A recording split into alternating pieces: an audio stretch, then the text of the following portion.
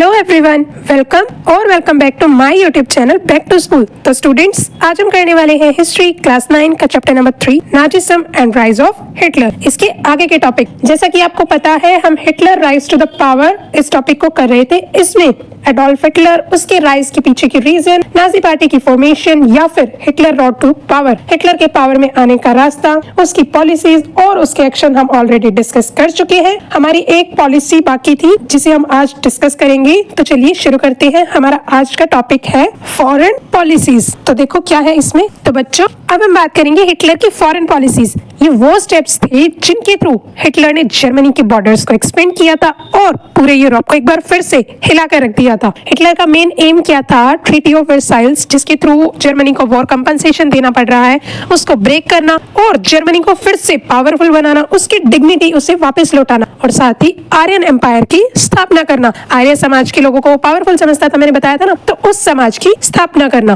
तो चलो एक एक करके स्टेप समझ लेते हैं।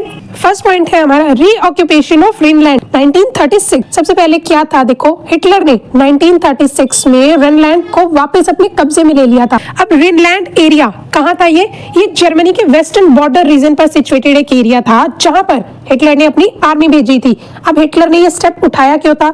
इसके पहले एक बार ये देखो कि था तो ये जर्मनी का ही पार्ट, तो जर्मनी में क्यों वो अपनी आर्मी नहीं भेज सकते थे? According to treaty of Versailles, यहाँ पर ये एरिया जो है, ये फ्रांस वगैरह जो अदर नेबरिंग स्टेट्स हैं लाइक यूरोप वगैरह, इन्होंने इस चीज को कब्जे में ले रखा था और इसी वजह से वहां पर जर्मनी अपनी आर्मी ना ही तैनात कर सकते थे सिक्योरिटी पर्पस के लिए और ना ही अपनी कोई आर्मी वॉर वगैरह के लिए भेज सकते थे कि छुपने वगैरह के लिए नहीं भेज सकते थे। इसीलिए हिटलर ने सबसे पहले इस एरिया को अपने कब्जे में वापस लिया। और ये स्टेप क्यों उठाया? ट्रीटी ऑफ वर्साइल्स साइन हो रखी थी, इसको ब्रेक करने के लिए और यूरोप का जो कॉन्फिडेंस है उसको टेस्ट करने के लिए कि अगर हम ये स्टेप उठाएंगे तो यूरोप का क्या जवाब होगा, यूरोप क्या करता है इसके बदले में। और साथ ही जर्मनी की पावर दिखाने के लिए कि हाँ, अब हम कमजोर नहीं है और ना ही अब हम झुकेंगे, अब मुकाबला डट के होगा। और साथ ही फ्रांस और ब्रिटेन के जो रिएक्शंस है ना, वो रिएक्शन देखने के लिए हिटलर ने अपनी आर्मी वहां पर भेजी थी और उस एरिया को कब्जे में ले लिया था। आगे समझ, आगे देखो। सेकेंड पॉइंट है हमारा एनेक्सेशन ऑफ ऑस्ट्रिया 1938। फिर 1938 में हिटलर ने क्या किया? ऑस्ट्रिया को जर्मनी में मिला लिया। जो नियर बाय नेबरिंग कंट्री थी ऑस्ट्रिया, इसको भी जर्मनी में मिला लिया, जिसे हम क्या बोलते हैं? एंस्क्यूलेस। और ऑस्ट्रिया को मिलाया क्यों था जर्मनी में? हिटलर का मानना था कि ऑस्ट्रिया और जर्मनी में जो एक ही सेम जर्मन रेस के लोग रह रहे हैं, इसीलिए उन्हें एक नेशन बना लेना चाहिए। जिसने भी अपोज किया, हिटलर ने उसकी एक बात नहीं सुनी और ऑस्ट्रिया डायरेक्टली नाजी जर्मन का हिस्सा बन गया था। अपोजिशन तो हिटलर को बर्दाश्त हो ही नहीं रहा था ना। जो भी अपोज कर रहा था वो या तो अपनी गेस्टापो आर्मी से उनको टॉर्चर करके मरवा देता था, तो इसीलिए वो कंट्री भी उनके साथ जुड़ गई थी।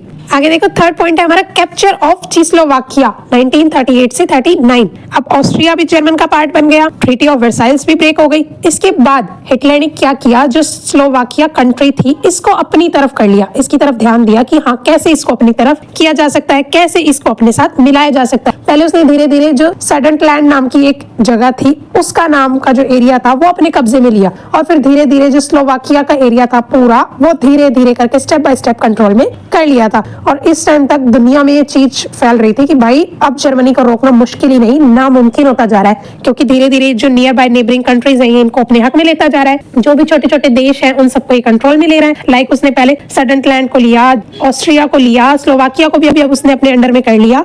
तो लोगों को माइंड में ये मैसेज जा रहा था, सारी दुनिया में ये मैसेज स्प्रेड हो रहा था कि अब जर्मनी को और हिटलर को कंट्रोल करना बिल्कुल नामुमकिन है। अब इनको रोकने का मतलब है सीधा मौत के घाट उतरना। आ गया समझ? फोर्थ पॉइंट देखो, इन्वेशन ऑफ पोलैंड 1939, और इसको हम starting of second world war भी बोल सकते हैं। तो बच्चों, अब हिटलर का जो सबसे बड़ा कदम था वो देखते हैं हम। तो बच्चों, आप देखो क्या किया हिटलर ने। 1939 में हिटलर ने पोलैंड पे अटैक किया। हिटलर का मानना था कि पोलैंड के जो एरियाज है ना, इनको जर्मनी में इंक्लूड किया जाए, ठीक है। लेकिन इस बात पर ब्रिटेन और फ्रांस ने ये चीज बोल दी थी कि अगर जर्मनी ने पोलैंड पर अटैक किया तो वो लोग वॉर डिक्लेयर कर देंगे, यानी सेकेंड वर्ल्ड वॉर डिक्लेयर कर दिया जाएगा। हिटलर ने वार्निंग की कोई परवाह नहीं की, भाई इन्होंने कह लिया, मैंने सुन लिया, इनका कहना हो गया, मेरा सुना हो गया, बात खत्म, मैं तो अटैक करूंगा और वहां के जो एरियाज हैं इनको अपने कब्जे में लेके रहूंगा। और 1 सितंबर 1939 को जर्मनी ने पोलैंड पर इन्वेड कर दिया, पोलैंड पर आक्रमण कर दिया और यहीं से स्टार्ट हुआ हमारा सेकेंड वर्ल्ड वॉर, जिसमें पूरे वर्ल्ड ने सबसे ज्यादा तबाही देखी थी। हर तरफ क्लैशेस हो रहे थे, इकोनॉमी भी बहुत ज्यादा डाउन हो गई थी और पॉलिटिकल ब्रेक्स वगैरह, पॉलिटिकल क्लैशेस, पॉलिटिकल पार्टीज के बीच में आपस में डिस्प्यूट वगैरह बहुत सारी चीजें हैं जो कि बढ़ गई थी। आ गया समझ? तो बच्चों, ओवरऑल ओवरऑल देखो क्या था इसमें, हिटलर की जो फॉरेन पॉलिसीज है ना, इनका मेन क्या एम था, जर्मनी को किसी ना किसी तरह एक्सपेंड करना, वहां की जो टेरिटरीज है, वहां की जो बॉर्डर्स है उनको बढ़ाना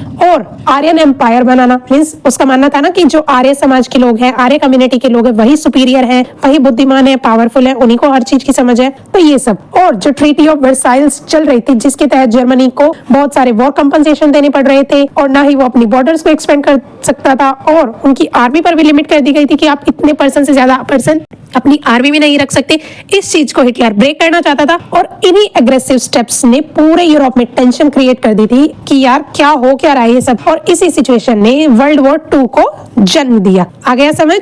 तो बच्चों ये थी हिटलर की पॉलिसीज और एक्शन जो उसने जर्मनी की बाउंड्रीज को एक्सपेंड करने के लिए या फिर अपने नाजी सिस्टम को स्प्रेड करने के लिए लिए थे। आगे देखो हमारा नेक्स्ट टॉपिक है decline of Hitler's power. Hitler की जो पावर है उसका डिक्लाइन, उसका खात्मा कैसे हुआ। तो बच्चों जितनी तेजी से हिटलर ऊपर आया था, मींस पावर में आया था, उतनी ही तेजी से उसकी पावर गिरने लगी थी। और इसका मेन रीजन क्या था? Second world war. रशिया ने पहले ही वार्निंग दी थी ना कि अगर हिटलर ने पोलैंड पर इन्वेड किया तो हम सेकेंड वर्ल्ड वॉर डिक्लेयर जरूर करेंगे, और ठीक वैसा ही हुआ। हिटलर ने पोलैंड पर आक्रमण किया जिसके चलते सेकेंड वर्ल्ड वॉर शुरू हुआ, और इन्हीं सब कारणों के चलते हिटलर का डिक्लाइन हो गया था। चलिए एक एक करके देख लेते हैं कि कैसे कैसे क्या हुआ। हमारा इसमें फर्स्ट पॉइंट है Germany suffers huge losses in world war 2।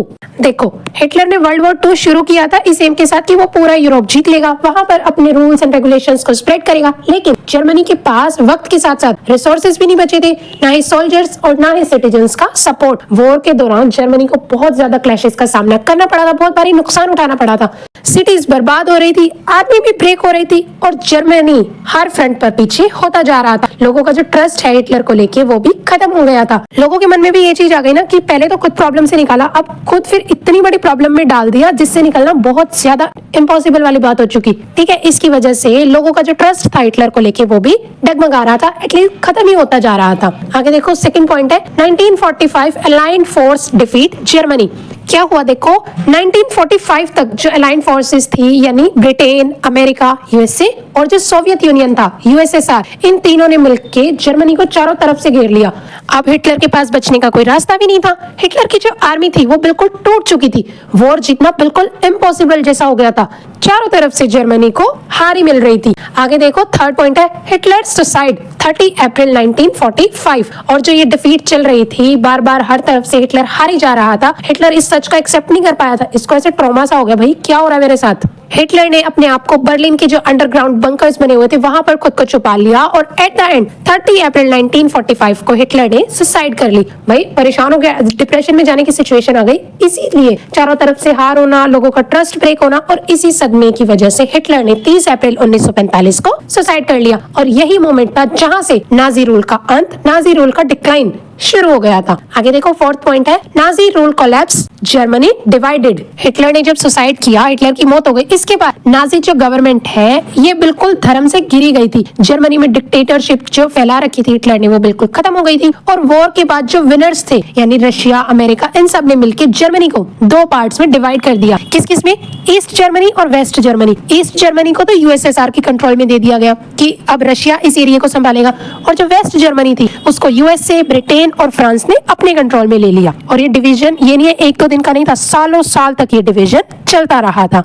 तो बच्चों आपको समझ आया हिटलर का जो डाउनफॉल है वो हमें एक इंपॉर्टेंट मैसेज क्या दे रहा है कि अगर कोई भी एक लीडर हेट्रेड, वायलेंस और डिक्टेटरशिप के थ्रू अपनी कंट्री को चलाना चाह रहा है कि भाई मेरे ही रूल्स एंड रेगुलेशंस पे चलो, जो मैं कहना चाह रहा हूँ वही फॉलो अप करो, तो उसका अंजाम हमेशा तबाही भरा और विनाश भरा होता है। अब हिटलर की जो सोच थी कि इस चीज को भी अपने कंट्रोल में ले लो, इसको भी अपने कंट्रोल में ले लो, क्या रिजल्ट निकला? वर्ल्ड वॉर के चलते लाखों सैनिकों ने अपनी जान गंवा दी थी। और हिटलर की कहानी इस बात का सबसे बड़ा सबूत है कि किसी भी हेटर्ड, वायलेंस और डिक्टेटरशिप से देश को चलाना इम्पॉसिबल है। आ गया समझ?